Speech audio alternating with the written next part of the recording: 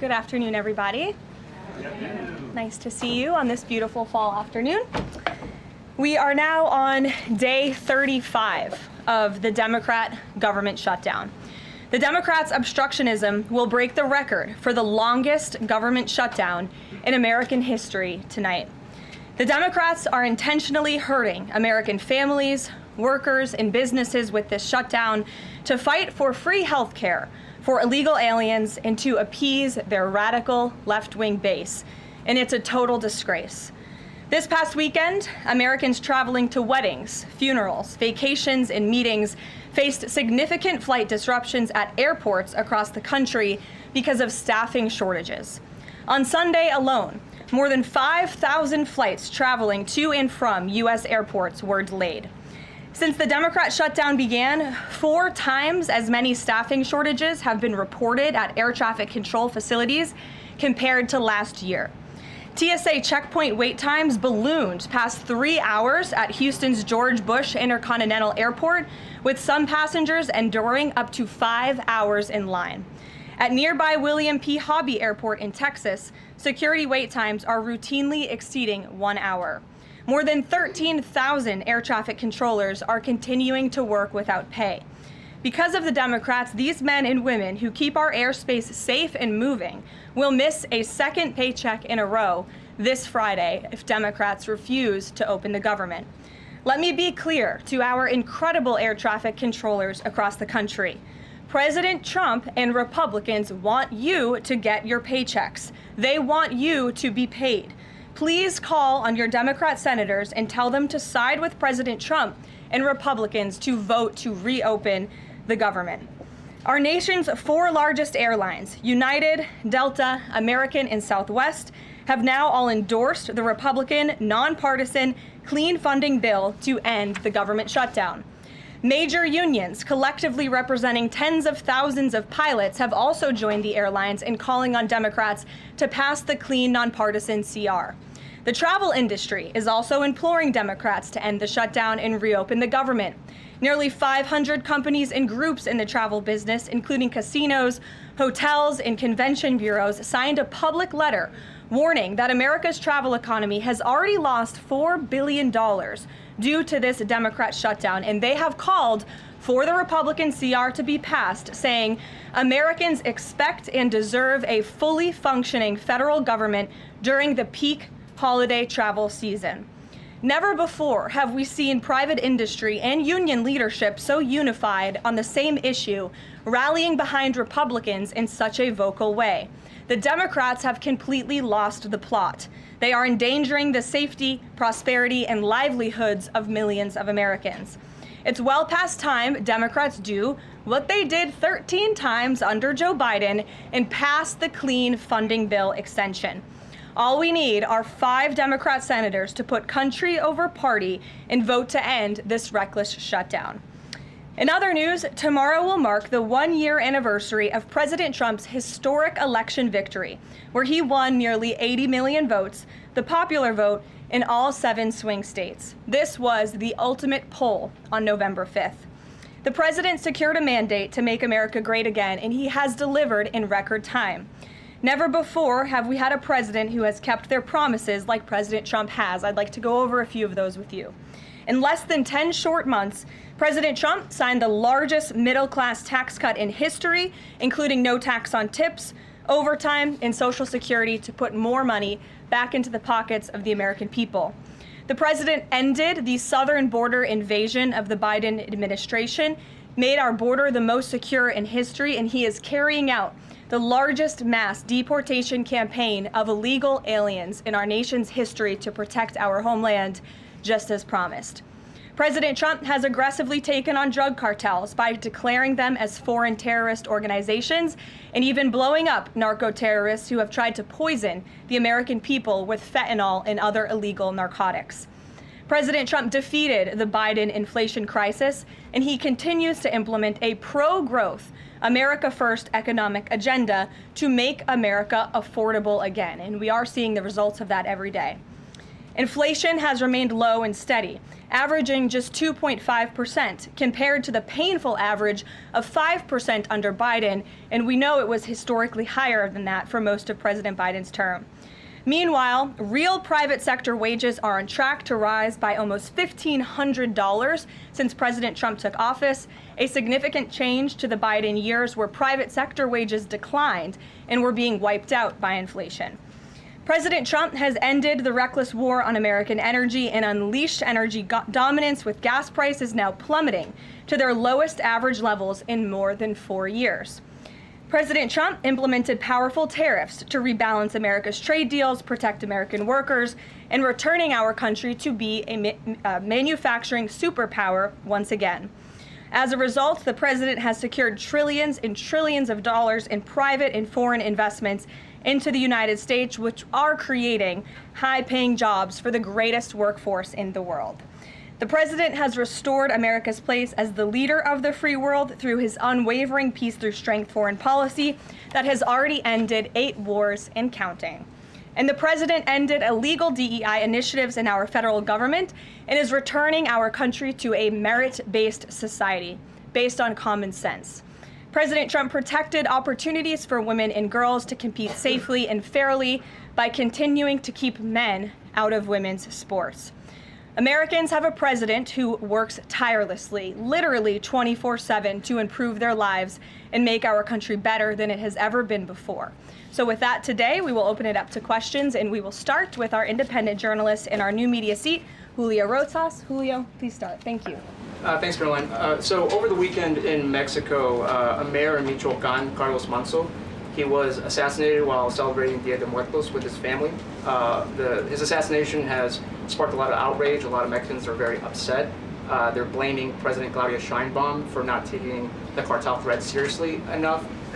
Yesterday, she said that, once again, she's not going to allow any foreign military intervention to take on the cartels on Mexican soil, and that Mexico is not going to pursue a drug war similar to what they've done in the past. So my question is President Trump satisfied with Claudia Sheinbaum's approach to cartels? And if not, has Manzo's assassination kind of opened up some new options for the United States to pursue regarding cartels? Well, first of all, with respect to this specific news item and this alleged assassination that took place in Mexico, I know the Trump administration, we are aware of that, and of course we condemn all political violence anywhere in all forms.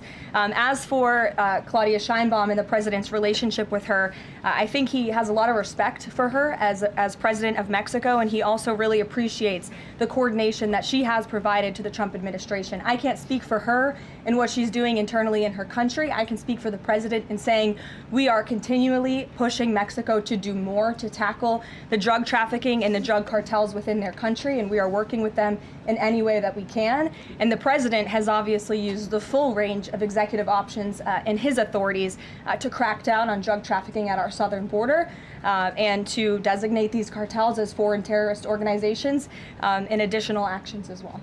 Just one more question. Sure. So at the Antifa roundtable that we were at just last month, myself and the other panelists made the recommendation to the president for, speaking of foreign terrorist organizations, to have Antifa not just be a domestic terrorist organization, but be designated as a foreign terrorist organization since they have cells in other countries.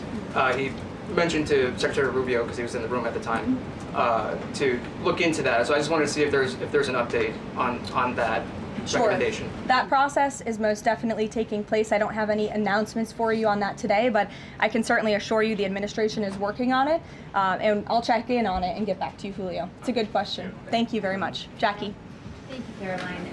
Zohran Mamdani blamed the president for bomb threats and intimidation at polling locations. He said, quote, part of the general approach of the Trump administration has taken to intimidate voters with baseless allegations of voter fraud as a means of trying to repress the voice of Americans across this country.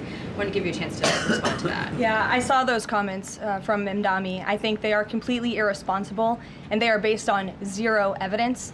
And I think this is just another example of how the Democrat Party unfortunately stands for nothing. All they stand against is President Donald Trump. And I think it's quite sad to see that we have someone at the top of the ticket on an election day today saying such things about the president when he obviously had absolutely nothing to do with those threats. And on the shutdown, Democrats have been pretty quiet about the president's push for the nuclear option, terminating the filibuster. Is there any concern around here that Democrats might actually want Republicans to get rid of the filibuster so that one day, when they're in power again, the door's already open for them to pack the Supreme Court, give statehood to D.C. and Puerto Rico, make mail-in balloting permanent, those kinds of things? I think the president has been very realistic and strong in his position on the filibuster. He's been very vocal about it. I just spoke to him about it. He feels really strongly about this. Republicans need to play tough and they need to play smart. That's how the president feels. And we know that Democrats, if they are ever given a chance at power again in this city, they will absolutely take away the filibuster from the United States Senate. In fact, you had 49 Democrats who already voted to do this before. The only reason it did not move forward was because you had 2 Democrats who are no longer in office because they were run out of town by the far left radical base of their party. And so President Trump is quite clear on this. He wants to see Republicans move as many good pieces of legislation for our country forward in the next 3 years of his administration as they possibly can. And the filibuster is one means to doing that. You talked to Johnson and Thune about it. I know that they had both voiced some opposition. Have there been any conversations with them? He has. He's made his position to them very clear, both publicly and privately. Ouija. Can you help clear up some confusion about SNAP benefits? Because Sure. the president just posted that they will only be given out when the radical left Democrats open the government and not before. But just yesterday, the administration said it would comply with a court order to expend the full amount of SNAP contingency funds by end of business day yesterday. So did the administration distribute that money or defy that court order? No, the administration is fully complying with the court order. I just spoke to the president about it. The recipients of these SNAP benefits need to understand it's going to take some time to receive this money because the Democrats have forced the administration into a very untenable position. We are digging into a contingency fund that is supposed to be for emergencies, catastrophes, for war. And the president does not want to have to tap into this fund in the future, and that's what he was referring to in his Truth Social post. So the Department of Agriculture, as for the latest SNAP payment in the judge's order, put out guidance to states today on how to get that money to the recipients of SNAP. But it's going to take some time. The best way to get the full amount of SNAP benefits to those beneficiaries is for Democrats to reopen the government. So to anyone who is a SNAP beneficiary at home who needs that assistance, and the president was just saying, this is for people who are truly needy, who need food, who need this assistance from the United States government. Democrats are holding it up and making it difficult for the administration to get those payments out the door. So if you are at home and you want your SNAP benefits, call the Democrats and tell them to reopen the government. Blocking that contingency fund for the future if this shutdown lingers on? Look, the president does not want to have to continue to dip into a contingency fund that doesn't even have enough money, by the way, to fund the full program. It takes $9 billion to get the full scale of the benefits out the door. This contingency fund only has about $5 billion in it. So again, Democrats need to reopen the government so we can get these benefits out the door for people who truly need them. Kate. Thanks. The president suggested that if Mamdani wins, that he would cut federal funding to New York. How much funding would be impacted? What would be impacted there? Well, look, we won't get ahead of the election results, nor will I speak to what the president may do in the future. We'll see how tonight goes, and then I'll let him speak on it further. And why did the administration exclude Democratic lawmakers last week? There was a briefing about U.S. strikes on alleged drug trafficking boats. Why were those Democrats excluded? The administration has briefed Congress on these matters 8 separate times, and Democrats have been included in those briefings. In fact, I know that Secretary Rubio will be on Capitol Hill tomorrow to brief the Gang of 12, which includes Democrats as well. So the president's made it very clear, if senators want to understand the administration's operations against narco drug traffickers, we are very happy to speak with them about that, and we will continue to do so. But we've been incredibly transparent. As I said, there's been 8 briefings on this topic, with the 9th coming tomorrow. Rachel. Thanks, Caroline. There's been some reporting out there about the possibility of furloughed workers not getting back pay. We know that the president signed that bill into law in his first term. Does the administration guarantee that all furloughed workers will get back pay? This is something we are very much open to discussing with Democrats as part of the discussions about the continuing resolution to keep the government open, and it's something that Republicans are talking with Democrats about right now. I won't get ahead of those negotiations or discussions. That's a possibility that may not happen, even though it's law. I just said Republicans in the White House are very much open to discussing this with Democrats. And then just one last question. As this government shutdown now drags on, about to make history as the longest government shutdown in American history, can you talk about what the president is personally doing to try to see an end to this? He's pushing Republicans to keep voting and to keep opening up the Senate floor to vote for the clean continuing resolution. He had the Senate Majority Leader and the House Caucus Leader, Hakeem Jeffries, here at the White House to talk about this in the very early stages, to give them a chance to come to their senses and avoid this entire government shutdown at the very beginning. And they chose not to. And I think it's been very clear to everyone in this room and to everyone across the country that the Democrats are playing partisan politics with our United States federal government. And all Republicans have wanted to do for the last 35 days is reopen the government. That has been the president's position since day one. It is his position today on day 35. And all we need are 5 common sense Democrats with have a little bit of courage and come to the table and vote with Republicans. I saw Senator John Fetterman on television last night saying that he hopes more folks in his party will step up. And we certainly agree with him on that point. Sure. Karoline, the president posted on True Social that the voting underway in California is, quote, rigged. What evidence does he have of that, and what does it mean that mail-in ballots in that state are under legal and criminal review?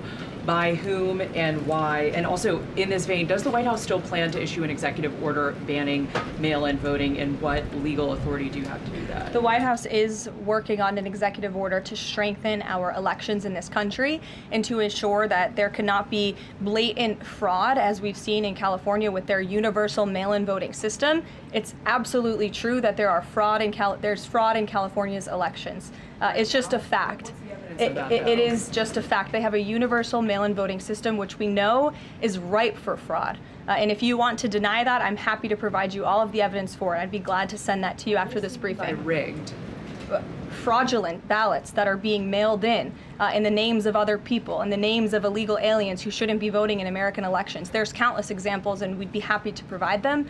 As for executive action the White House is taking, yes, we are looking into that. And like any executive order, of course, any executive order the president signs is within his full executive authority and within the confines of the law. Stephen. Thank you, Caroline. I've got 2 questions I'd like to ask you about New York, but first I'd like to ask you about breaking news from the Attorney General. She revealed just about an hour ago that the Biden Justice Department seized President Trump's official first-term phone and subpoenaed his private phone records.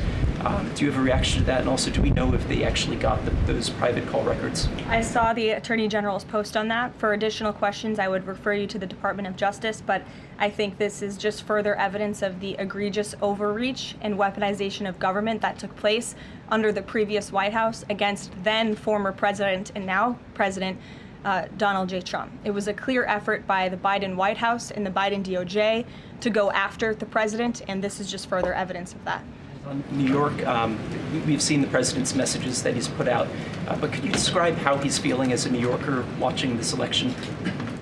Well, the president is a New Yorker and he loves New York. It is his home. He talks about that all of the time, and he's made his thoughts on this election quite clear, I think, himself. In the back, yes, go ahead. Thank you. Over the weekend, there were reports. I was going to you in the green, but go ahead and then you can have your question. Thank you. Over the weekend, there were reports that President Trump was due to host President of Syria, Ahmed al-Sharia, on Monday. Do you have any preview for that meeting? Is he expected to invite him to join the U.S.-led anti-ISIS coalition? I can confirm that that meeting will be taking place here at the White House on Monday, and this is part of the president's efforts in diplomacy to meet with anyone around the world in the pursuit of peace. And as you know, when the president was in the Middle East, he made the historic decision to lift sanctions on Syria to give them a real chance at peace. And I think the administration, we've seen good progress on that front under their new leadership. And so he will be here at the White House on Monday, and I'll let the president speak further on it on Monday.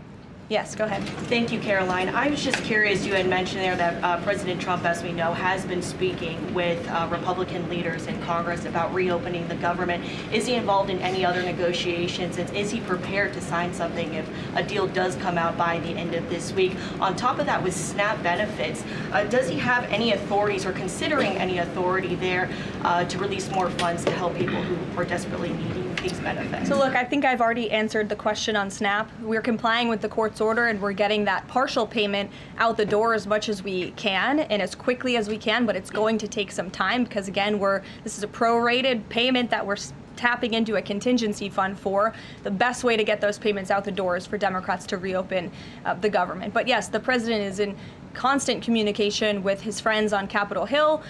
They know, they call, he answers, he picks up the phone. He's a very transparent president in that way.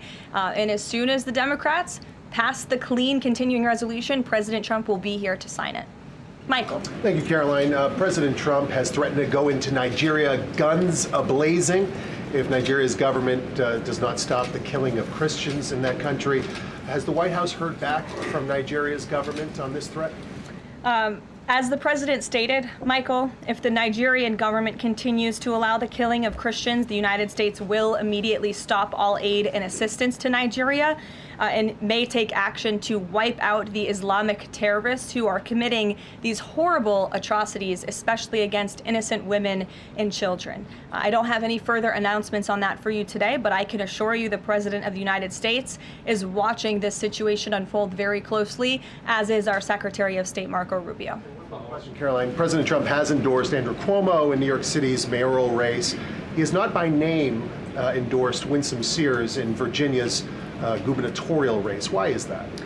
Look, as you know from this podium, I'm quite limited in what I can say with regards to ongoing political elections. I think the president has spoken for himself and what he wants to see take place in these elections today. Lalit. Thank you. I would like to ask you about India-US relationship. What is President's thoughts on the future of India-US relationship? I'm sorry, Lalit, can you repeat that? What is President's thoughts on future of India-US relationship?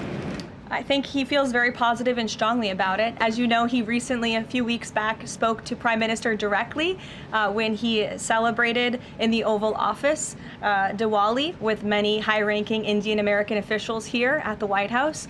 We have a great U.S. ambassador to India in Mr. Sergio Gore, who will represent our country very well.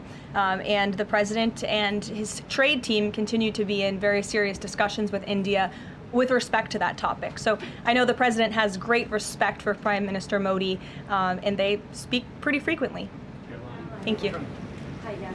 The air traffic controller crisis ongoing. Secretary Duffy said he will now start to cancel and ground flights next week to maintain safety.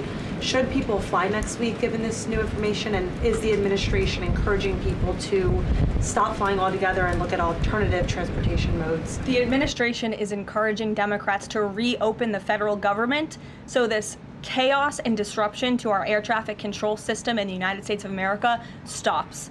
It is ridiculous that we have even gotten to this place and that the Democrats have continued to shut down the government with 35 days, our air traffic controllers continuing to work unpaid, every single major airline in our country coming out and begging the Democrats to please reopen the government.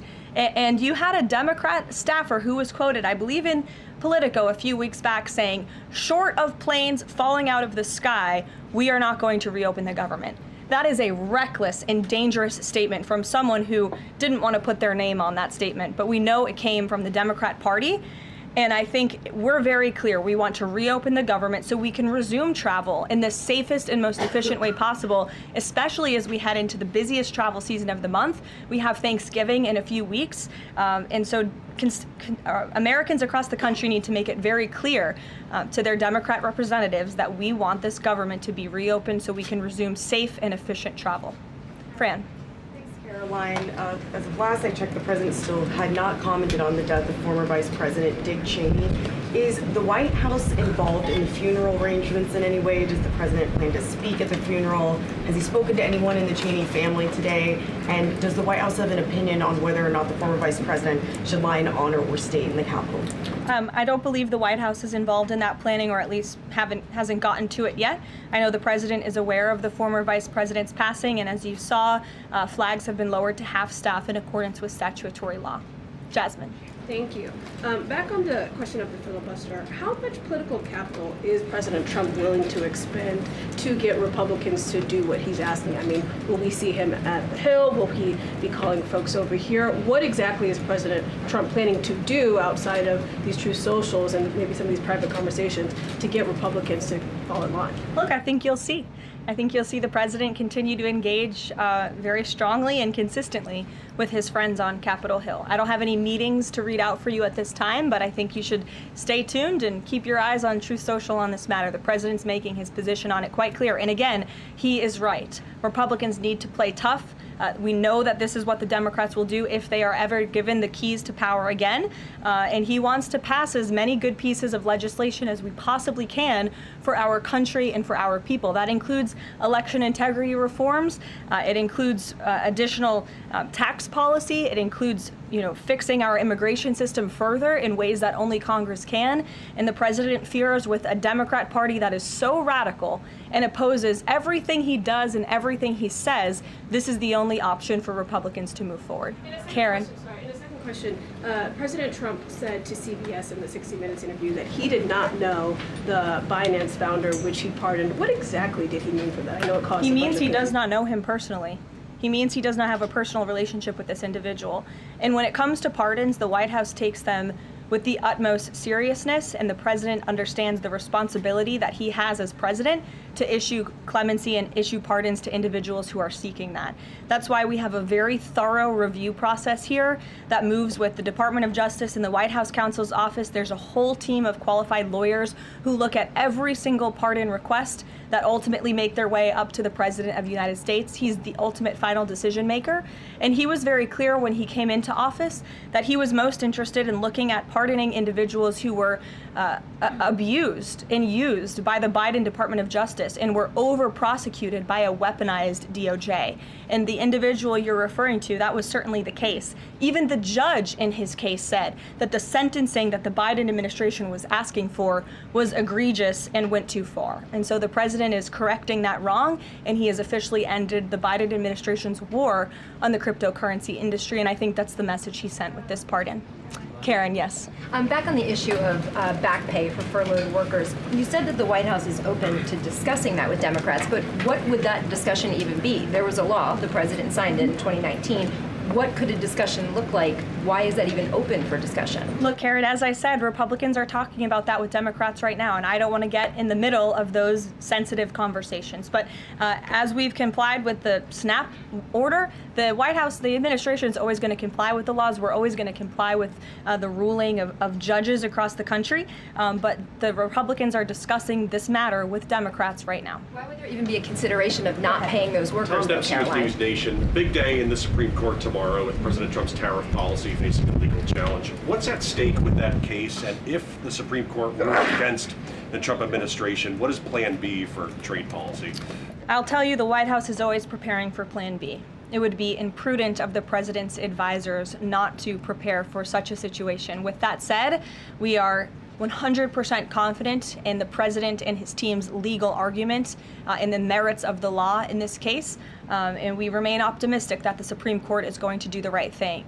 The importance of this case cannot be overstated. The president must have the emergency authority to utilize tariffs. Look at what President Trump has been able to do with the leverage and the power of tariffs. He's been able to sign peace deals all over the world and end global conflicts and literally save lives. He's been able to bring in trillions of dollars of investments into our country. In fact, this year alone, we are going to cut the deficit by $600 billion, namely because of the president's effective use of tariffs. And the president strongly believes that economic security is a matter of national security, and tariffs have a lot to do with that. And this case is not just about President Trump.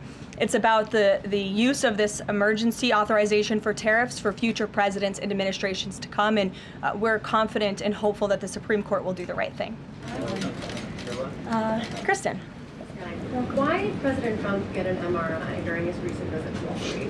Look, as President Trump said, he would inquire with the physicians. I'll check back on that. But as the physical itself stated, Kristen, and as you all know, because you were all witness to it, every single day the president is in optimal physical health. This was a follow-up appointment, and we provided a detailed readout of that physical. I'm happy to give it to you again, and I can inquire further. With all due respect, an MRI is a very specific procedure. It's done on a part of the body looking for something specific, so it's not generally part of any kind of routine checkup. And in addition, President Trump has said that he wants to be transparent. He told us to ask the doctors, which we have and have not heard back.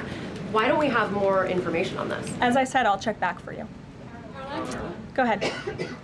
Karoline, can you update us on the mediation efforts this administration is leading in Sudan, trying to achieve a ceasefire there? Sure, yes. The United States is actively engaged in efforts to bring about a peaceful resolution to the terrible conflict in Sudan. We remain committed to working with our international partners, including Quad members, Egypt, Saudi Arabia, the UAE, as well as others, to lead a negotiated peace process that addresses both the immediate humanitarian crisis and the longer-term political challenges. I actually spoke with Secretary Rubio about this morning, as of course there's been, kind of an uptick in recent reporting on the matter, and he assured me that the administration is very much engaged. We're in pretty frequent communication with those Arab partners that I just mentioned, and we want to see this conflict come to a peaceful end, just as we have with so many others, but the reality is it's a very complicated situation on the ground right now. Yes. Hi, yes. Just trying to go back into the subject of Mexico. Is the Trump administration planning to send U.S. troops to Mexico to combat drug cartels, as reported by other outlets? That's not something I would confirm from this podium if it were happening, so I will not comment on that. Eamon. Thank you, Karoline. Why did the president decide not to go to the Supreme Court tomorrow? He'd indicated earlier that he might want to go and attend in person.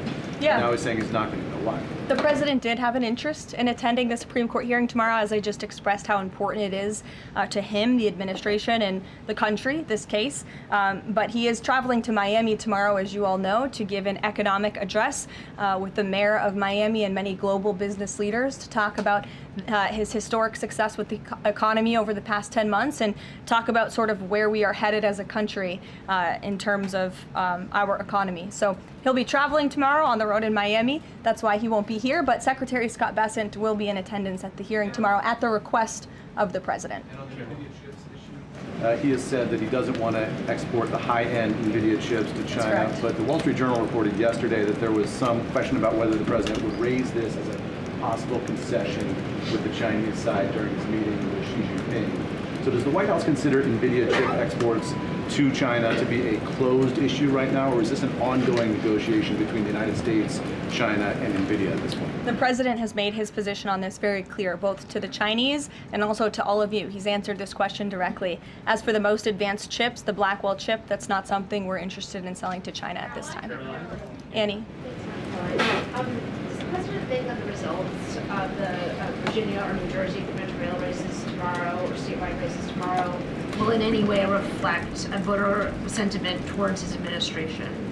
Look, Annie, I'm not at liberty to talk about the election results, and I certainly won't get ahead of them. I'm not going to engage in hypotheticals that may or may not happen tonight. We'll have to watch and see. And I'm sure you'll hear directly from the president tomorrow on that point. Quickly on Snap, just really quickly, is there anything that prompted the president's tweet this morning? Because it did seem quite different from some of his other communications about Snap.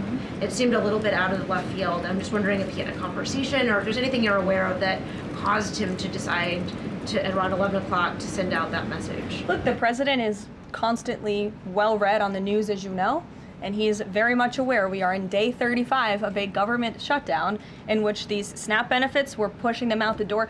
USDA put out that guidance to the states this morning. The president was aware of that, and he wants to make it very clear that these benefits are in jeopardy because of the Democrats, and they should just open the government so that we can continue getting these funds out the door in an easier and more efficient way.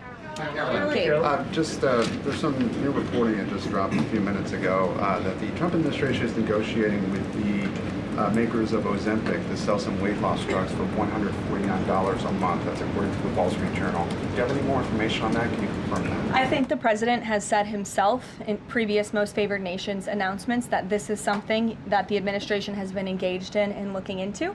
I won't get ahead of the president on any future announcements, but I will echo his strong commitment to bringing down drug prices in this country.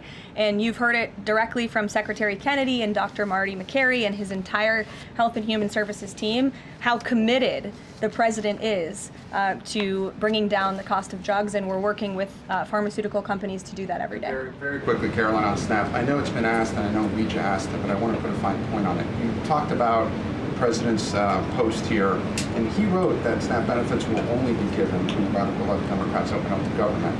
I understand your previous answers, but as written, how would that not violate a court order as it's written? I've now answered this question several times, Gabe. We are complying with the court's order. We are getting the payments out the door as quickly as we can. USDA sent the guidance to the state. The president is referring to future SNAP payments. He does not want to have to keep tapping in to an emergency fund and depleting it. In the case of a catastrophe in this country, he wants to have those funds preserved, as they should be. And he's made it very clear Democrats should reopen the government. I have one final positive note for all of you. I told you I would keep you posted when the White House would resume public tours. Well, I'm pleased to announce the Office of the First Lady has reopened the doors for public tours on Tuesday, December 2nd. There will be an updated route, of course, for guests in light of the ballroom construction that's taking place, but we very much look forward to celebrating the holiday season. And the public and members of Congress and anyone who wants to come visit the First Lady's beautiful decorations is welcome to go to whitehouse.gov/visit to sign up for a tour. Thanks, guys. We'll see you tomorrow.